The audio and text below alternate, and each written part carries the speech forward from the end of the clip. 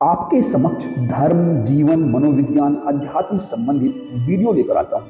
क्या मुझे कोई बाबा बनना है? नहीं रे बाबा। तो फिर मेरा मकसद क्या है?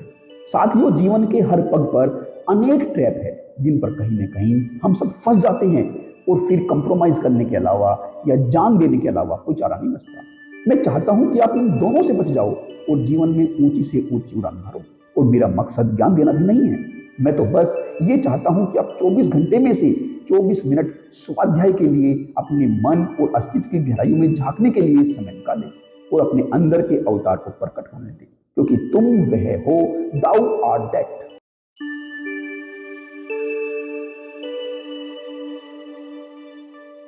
साथियों नमस्कार। साथियों, भगवान श्री कृष्ण ने श्रीमद् भगवद गीता के अध्याय 14 में अर्जुन से कहा है कि हे अर्जुन, जो व्यक्ति अपने जीवन में सतुगुण को धारण करता है उसकी गति स्वर्ग लोक की तरफ होती है। वहीं जो व्यक्ति अपने जीवन में रजस गुण को धारण करता है उसकी गति मध्यम लोक अर्थात मनुष्य लोक की तरफ होती है। वहीं जो व्यक्ति अपने जीवन में तमस को धारण करता है उसकी गति अधोगति नरक की तरफ होती है। साथियों, यह जो मध्यम लोक की बात है, यह जो मनुष्य लोक की बात है, यह बहुत अर्थपूर्ण है। साथियों, यह जो मनुष्य वर्ण है यह मन से बना है और हम में से ज्यादातर, यदि हम पूरी पॉपुलेशन का एक एवरेज निकालें तो ज्यादातर मैक्सिमम लोग अपने मन के द्वारा संचालित और प्रेरित होते हैं। तो उनकी जो गति है वह इसी मनुष्य लोक में घूमती रहती है। वहीं दूसरी तरफ जो तमस गुण को धारण करते हैं वे अपने मन से भी नीचे की स्टेज से जीते हैं, इसलिए उनकी जो गति है वह अधोगति की तरफ हो जाती है, क्योंकि उनके जीवन से कर्म हट गया होता है। इसलिए हम कहते हैं कि हमें अपने जीवन से आलस्य को, प्रमाद को हटा देना चाहिए, क्योंकि वह हमारे कर्म को हमसे छीन लेता है। और उस कर्म के छीन लेने से जो यह मनुष्य जीवन होता है जिसमें कर्म प्रधान होता है वह उसके जीवन से हट जाता है, तो फिर उसकी गति जो है वह और अधोगति की तरफ निकल पड़ती है। साथियों, जो कर्म है उसके द्वारा हम अपने जीवन में सुखों को प्राप्त कर सकते हैं। हाँ, अवश्य ही दुख भी उसके साथ आते हैं, लेकिन सुखों को हम कर्म के द्वारा प्राप्त करने का पूरा प्रयास करते हैं। लेकिन जो तमस गुणों से प्रेरित व्यक्ति होता है उसके जीवन में जो एक मन की जो स्ट्रक्चर है, जो हमारा माइंड है, जो हमारा ब्रेन है, वह उस संरचना को, उस सिस्टम को भी अपने जीवन में यूज नहीं करता। इसलिए कर्म उसके जीवन में फलित नहीं होते। इसलिए उन कर्मों का जो फल है, जो सही कर्मों का फल है, वह उसे नहीं मिल पाता। वहीं दूसरी तरफ जो सतगुण से प्रेरित व्यक्ति होता है वह मन के ऊपर की स्टेज से अपने जीवन को यापन करता है। वह मन के द्वारा नहीं जीता, बल्कि मन के ऊपर की अवस्था से इस जीवन में एक प्रेरणा पाता है। उसके सुख और दुख जो रजसगुण वाला व्यक्ति होता है उसकी तरह नहीं होते। आम लोगों में तो सुखों और दुखों का जो जाल है वह संचालित रहता है। उनके कर्म सुखों से प्रेरित होते हैं और दुखों से बचने के लिए होते हैं। उसके सभी कर्म इन दुखों से बचाव के लिए और सुखों को पाने के लिए होते हैं। और भविष्य में जब भी वह उस पर्टिकुलर सुख को प्राप्त कर लेता है तो फिर वह और आगे के सुखों को पाने के लिए और उस स्टेज पर दुख न आए उनसे बचने के लिए अपने कर्मों को करता रहता है। इस भांति से उसका जीवन इस दिशा में आगे बढ़ता है, लेकिन वह कभी भी हमेशा सुख की अवस्था में नहीं रहता। उसके मन में दुखों का जो डर है वह बना ही रहता है और सुख की चाह बनी रहती है। इसलिए वह उस परम सुख में नहीं जीता। लेकिन जो सतुगुण वाला व्यक्ति है वह अपने ज्ञान से यह जानता है कि ये सुख तो उसके अंदर ही है, इनका स्रोत उसके अंदर है। बाहर की वस्तुएं तो सिर्फ उनका आरोपण है, उनको टांगने के लिए खूंटी है, एक माध्यम है, एक मीडियम है। तो वह हमेशा ही उस परम सुख में जीता है। उसके जीवन में जैसे सुख और दुख जो रजगुण वाला व्यक्ति होता है उस भांति से जब उसके जीवन में आते हैं तो उसका जो नजरिया है, उसका जो एक्सपीरियंस है उन सुखों और दुखों को लेकर वह बिल्कुल भिन्न होता है। जो एक आम व्यक्ति जीवन में दुख से विचलित हो जाता है और सुखों से ओतप्रोत होकर प्रफुल्लित हो जाता है, वह सत्गुण वाला व्यक्ति उनसे विचलित नहीं होता, क्योंकि जो बाहर की खुंटिया है वह उनको खुंटियों की तरह देखता है, उनको एक ट्रिगर की भांति देखता है। सुखों का राज तो उसे अपने अंदर ही मिल गया होता है, वह खान उसे अपने अंदर ही मिल गई होती है, दुखों से बचने का रास्ता उसको अपने अंदर ही मिल गया होता है, इसलिए वह हमेशा ही उस परम सुख में जीता है। और साथियों, जो हमारी स्वर्ग और नरक लोक की जो एक धारणा होती है, वह धारणा कोई गलत नहीं है। यदि हम अपने इस जीवन में इसको अप्लाई करें तो वह धारणा बिल्कुल हम अपनी आंखों के सामने देख सकते हैं।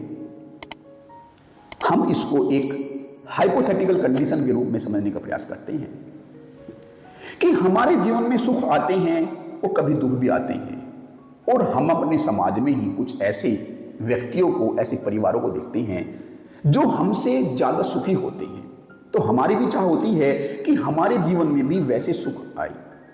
ऐसे ही जो वे व्यक्ति होते हैं वे भी अपने से ज्यादा सुख वाले व्यक्ति को देखते हैं, तो उनकी चाह होती है कि उनके जीवन में वे सुख आए।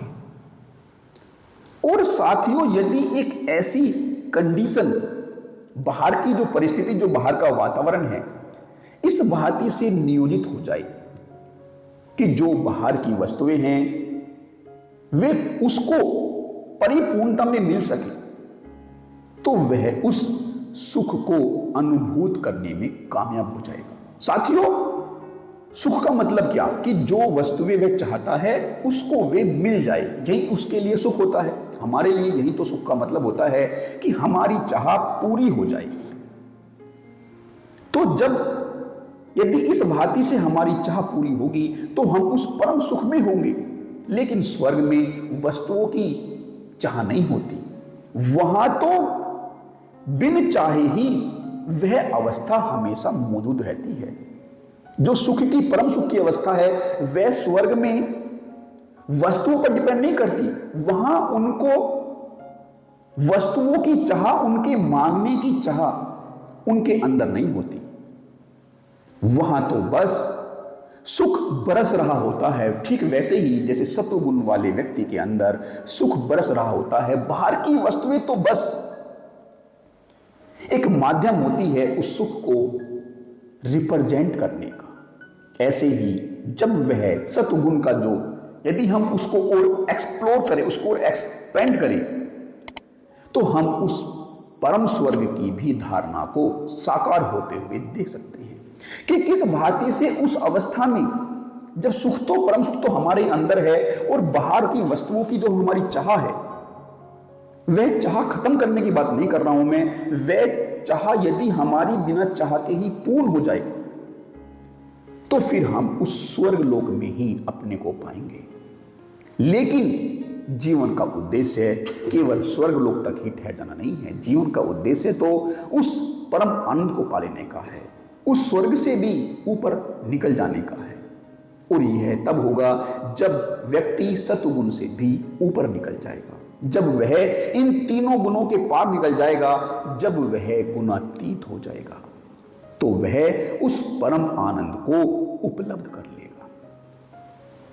और साथियों, ऐसा नहीं है कि जो तमस गुण वाला व्यक्ति है वह पहले रज में अपने आप को लेकर के आएगा, फिर वह सत्व में अपने आप को लेकर के आएगा। सीधी सीधी छलांग भी तमस से सत्व में लग सकती है, क्योंकि सत्व भी एक गुण है और तमस भी एक गुण है, और दोनों ही गुण उपयोगी है। ऐसा नहीं है कि इसमें से कोई एक गुण खराब है, कोई एक गुण सही है। सही गुण सत्व इसलिए है क्योंकि वह हमारे अंदर ज्ञान को प्रकाशित रखता है, हमारे प्रमाद को हमसे दूर रखता है। लेकिन तमस गुण इसलिए खराब है क्योंकि वह ज्यादातर हमारे अंदर विश्रांति को लेकर आता है। लेकिन वह विश्रांति हमारे जीवन में आवश्यक है, लेकिन एक बैलेंस के अंदर। तो हमें अपने उस स्थिरता को एक बैलेंस करना होगा, उस विश्रांति की अवस्था को एक बैलेंस करना होगा, उस तमस गुण को बैलेंस में लेकर आना होगा। क्योंकि शांति विश्रांति का ही एक बड़ा स्वरूप है। लेकिन यदि जीवन में केवल विश्रांति विश्रांति हो, कोई कर्म नहीं हो, तो फिर उसकी गति आगे नहीं बढ़ पाती। इसलिए गति को आगे बढ़ाने के लिए उस विश्रांति को भी एक बैलेंस में लेकर आना होता है, ताकि उसका जीवन आगे की दिशा में बढ़ सके। तमस गुण सतगुण वाले व्यक्ति के अंदर भी होता है, लेकिन वह बैलेंसिंग में होता है। उसके अंदर भी रजगुण होता है, लेकिन वह रजगुण भी उसके अंदर बैलेंसिंग में होता है। ऐसे ही जो रजगुण वाला व्यक्ति होता है, उसके अंदर भी सतगुण होता है, लेकिन वह बहुत कम मात्रा में होता है। लेकिन जब कोई व्यक्ति अपने तमस और रजस को बैलेंस कर लेता है, तो फिर वह सत्व गुण में प्रवेश कर जाता है। और एक अवस्था फिर ऐसी आती है जब व्यक्ति अपने सत्व को भी पार कर लेता है और वह गुणातीत हो जाता है। फिर वह सुखों के भी पार उस परम आनंद में अपने आप को पाता है। साथियों, मैं उम्मीद करता हूं कि आप इस चर्चा पर मनन करेंगे। इसी उम्मीद के साथ मैं आप सभी से विदा लेता हूं। आप सभी का मेरे साथ बने रहने के लिए बहुत बहुत धन्यवाद।